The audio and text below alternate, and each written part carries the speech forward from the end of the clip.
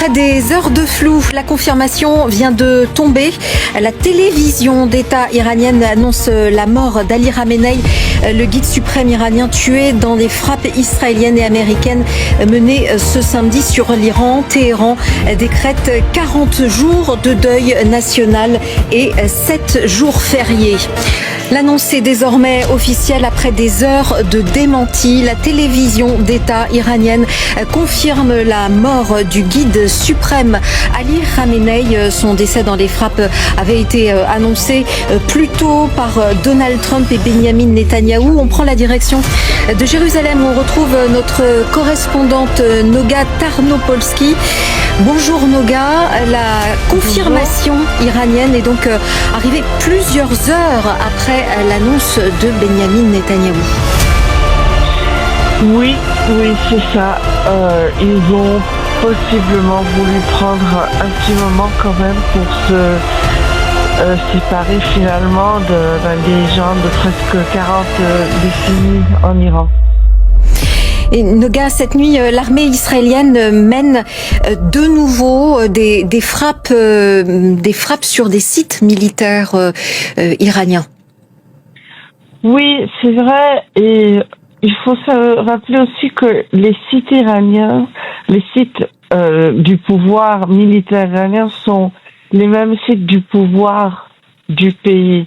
On voit vraiment des frappes, je dirais, une intention pas seulement israélienne, mais israélo-américaine nettement, d'essayer vraiment de décapiter la dirigeance iranienne dans l'espoir, on sait maintenant, de la part des États-Unis et d'Israël, de laisser un tel vide au-dessus de la dirigeance iranienne que ça causera un changement du régime entier. Noga, vous êtes à Jérusalem et ce soir, les sirènes ont de nouveau retenti à Jérusalem. Est-ce que vous pouvez nous dire quelle est la situation sur place ?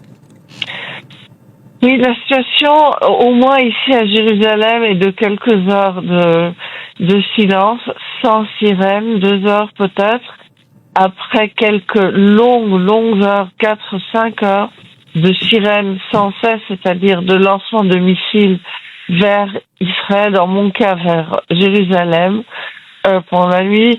Il y avait vraiment, jusqu'à peut-être 1 heure du matin, ici à 2 heures, la sensation qu'Iran avait intensifié le lancement des missiles, mais maintenant, en effet, on se trouve dans une petite pause. Et comment la population israélienne vit-elle alors d'un côté cette opération militaire sur l'Iran et également la riposte iranienne sur Israël?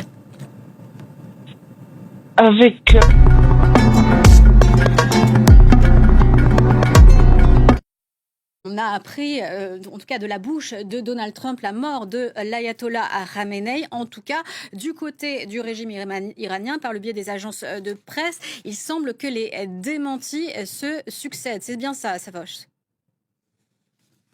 Absolument. Depuis cet après-midi, il y a plusieurs démentis, notamment le ministre iranien des Affaires étrangères qui a démenti la mort de l'ayatollah Khamenei, mais aussi du président Pezeshkian.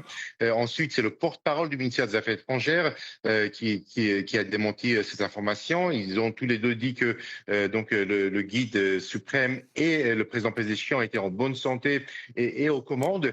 D'autres responsables, par exemple des députés membres de la commission des Affaires étrangères et de la sécurité nationale du Parlement ont également allé dans le même sens en affirmant que en fait l'ayatollah Khamenei était bien sain et sauf et c'est lui qui commandait toutes les opérations militaires actuellement menées contre des bases américaines dans la région, mais aussi contre Israël, comme il l'avait fait en juin dernier lorsqu'il avait dirigé les ripostes menées contre Israël lors de la guerre de 12 jours. Donc les démentis se multiplient, mais toujours est-il que pour l'instant, il n'y a pas d'apparition publique, par exemple de messages vidéo enregistrés, publiés, donc diffusés par la télévision d'État, ou de présence du président Pezeshkian à la télévision pour faire parler à la population. Donc ce qui accentue cette incertitude malgré les démentis des autorités iraniennes sur la mort du numéro 1 iranien. Siavash, les gardiens de la révolution annoncent de nouvelles frappes iraniennes. On sait que du côté d'Israël, on entend des explosions du côté de Tel Aviv. Qu'est-ce que vous savez, vous, sur cette riposte, cette nouvelle riposte iranienne ?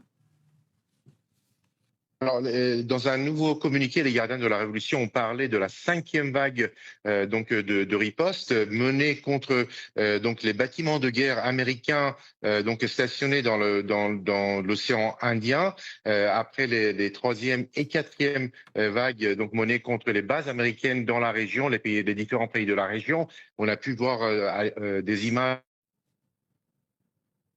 médias iraniens par exemple, de l'aéroport de Dubaï frappé par un drone ou un missile, des frappes aussi contre des bases américaines à Bahreïn. Et là, en dernier, les gardiens de la Révolution affirment qu'une opération est actuellement menée contre des bâtiments de guerre américains qui sont stationnés à plusieurs centaines de kilomètres des côtes iraniennes autour du porte-avions Abraham Lincoln et ont affirmé aussi que au moins 2 bâtiments de guerre américains ont été touchés en mer d'Oman par des missiles iraniens qui les ont frappés, ainsi que par exemple 12 drones israéliens qui ont été abattus par les gardiens de la Révolution. À propos des frappes américaines et israéliennes, vous avez entendu plusieurs vagues d'explosions tout au long de la journée. À l'heure où l'on se parle, est-ce que ça s'est calmé? Et qu'est-ce qu'on peut dire aussi des impacts, des frappes passées et le bilan humain dans tout ça?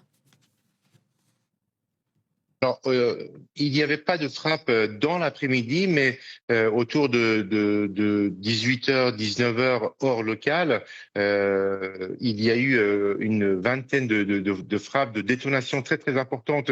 Ça veut dire vers 5h hors française, des détonations très importantes venant du sud de Téhéran, du sud-ouest de Téhéran. On ne sait pas exactement quelles étaient les cibles. En tout cas, dans l'après-midi vers 18h30 hors local, c'est-à-dire à la tombée de la nuit, les rues de Téhéran, où je me suis rendu pour constater un peu la situation, étaient totalement vides. Il y avait en revanche des forces de sécurité et des forces anti-émeutes déployées sur les principales avenues de la capitale et sur les grandes places de la capitale, et des files d'attente de plusieurs centaines de mètres à chaque fois devant les stations d'essence des automobilistes qui faisaient le plein. Le gouvernement a demandé à la population de Téhéran de quitter la ville s'ils avaient la possibilité d'aller se mettre à l'abri donc à la campagne ou dans des villes plus petites en province qui ne sont pas visées par les frappes américaines, en affirmant que